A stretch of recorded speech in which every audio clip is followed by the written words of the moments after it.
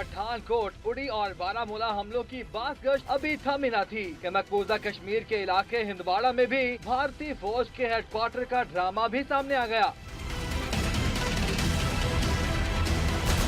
मकबूजा वादी में कदम कदम पर तैनात भारतीय फौज के सुरमा जो सरहद पार कामयाब सर्जिकल स्ट्राइक का तो नाम निहाद दावा करते हैं, मगर अपनी फौजी छावनी को हमले से महफूज नहीं रख सकते। भारतीय मीडिया के मुताबिक मुजाहिदीन ने अल सुबह भारतीय राष्ट्रीय राइफल्स के कैंप की 2 पोस्टों पर हमला किया। इस दौरान 20 मिनट तक शदीद फायरिंग का सिलसिला जारी रहा।